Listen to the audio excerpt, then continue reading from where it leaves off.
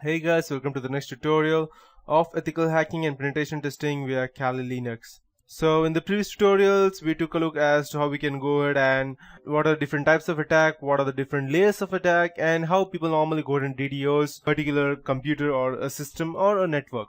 So in this tutorial, I'll be teaching you about how we can go ahead and identify the DDoS attacks and prevent ourselves from them. And yes, a DDoS attack is not only done on a Wi-Fi, on a wireless network, not exactly wireless. The proper term would be that DDoS attacks are not only done over the internet through on a wired connection or on a website only. It's also done on a computer or Wi-Fi network to go ahead and crash the Wi-Fi network and let it reboot again, so that the password may get disrupted and the person will then have access to the network.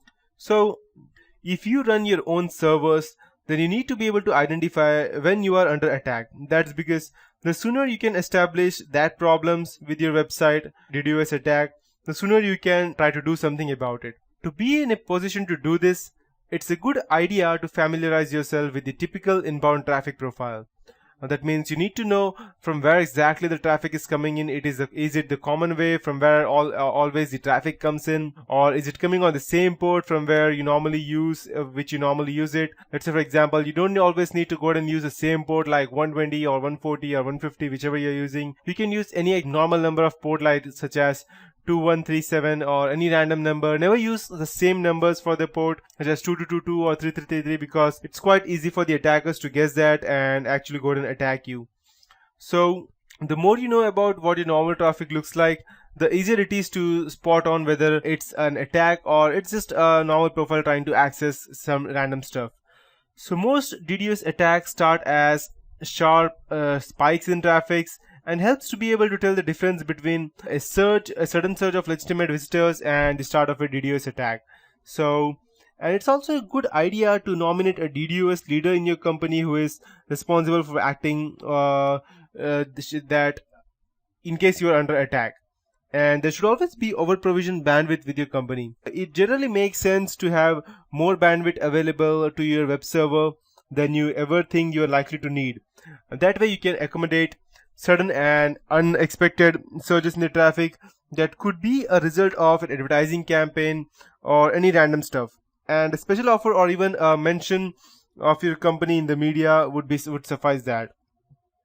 Even if you over-provision the traffic by 100%, or let's say by 500%, let's say you need approximately of 10 GB per month, but you go ahead and get an over provision of approximately 50 GB every month. That likely won't stop a DDoS attack, but it may give you a few extra minutes to act before your resources are overwhelmed. So you need to make sure that you already have a backup of something in case something goes wrong on your website, or someone is actually trying to DDoS or hack into your website. And you need to make sure that they also work offline, not just online, or they have some kind of internet specialty that even if a system goes offline, you will still be able to work offline even without that specific web page, so that it does not harness your productivity. There are few technical measures that can be taken to go ahead and run from that attack, actually, especially in the first few minutes. And some of these are quite simple. For example, you can rate limit your router to prevent your web server being overwhelmed, and filters to tell you whether your router to drop the packets from obvious source of attack or time out them of open connections more aggressively. You can also drop spoofed or malformed packages which are set lower, such as SYN, ICMP, and UDP flood drop thresholds. But the truth is that while these steps have been effective in the past, DDoS attacks are now usually too large for these measures to have any significant effect. Again, the most you can hope for is they will buy a little time as the attack ramps up. And finally, you can go ahead and always call your ISP or the hosting provider. And the next step is to go ahead and call your ISP provider or host provider if you do not host your own web server. Tell them that you are under attack and ask for help. Keep emergency contacts for your ISP or hosting provider readily available so that you can use this very quickly. Depending on the strength of attack, the ISP or the hoster may already have detected it, or they may themselves start to be overwhelmed by the attack as well.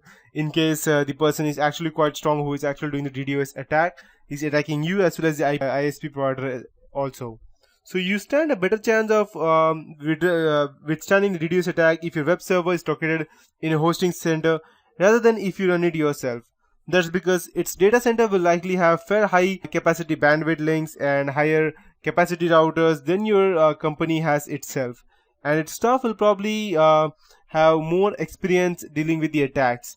Having your web server located with a hoster will also keep DDoS traffic aimed at your web server off the corporate LAN. So at least that part of your business, including email and possibly voice over IP addresses via IP services, should operate normally during an attack as well. And if attack is large enough, the first thing a hosting company or ISP is likely to do is null route your traffic, which results in packets destined for your web server being dropped before they arrive. And it can be very costly for a hosting company to allow a DDoS attack onto their network because it consumes a lot of bandwidth and it can affect other consumers. So the first thing we might say is it's a black hole for a while. It is a most famous term used by Liam and Tignap, network operating engineers at Pier 1 Hosting. And there's also a managing director of ISP and hosting, that is Tim Pat Duffy Service Providers, agrees that the first thing that we need to do when we see a customer under attack is log on to our routers and stop the traffic getting onto our network. He says, because that takes about 2 minutes to propagate globally using border gateway protocol, and then the traffic falls off. So if that was the end of the story, then the DDoS attack would be successful. To get the website back online, your ISP or hosting company may direct your traffic or divert your traffic to a scrubber when the malicious packets can be removed before the legitimate ones are sent to on your web browser. So we use our experience and various tools to understand how the traffic to our website has changed from what it was receiving before, and to identify the malicious packets. And there's also a famous quote said by the guy at Pier 1 that it has the capacity to take in, scrub and send on very high levels of packets of traffic, as much as 20 Gbps. But with the levels of traffic comparable to those experienced by spammers, even the scrubbing effort would likely be overwhelmed. So do have a DDoS plan or prevention plan in place with your ISP or a hoster, so that it can be prevent or begin mitigation or divert your traffic to a mitigation specialist with the minimum delivery delay. And lastly, we have our own legal use of DDoS attack. The government uses DDoS attack to go ahead and target another companies or another, not actually companies, other countries' server to go ahead and gather information, or a national spy agency or something. And it's also used to go ahead and stress testing to see whether how much capacity your server has before it goes down, or how much can it take before it actually shuts down and crashes the whole thing.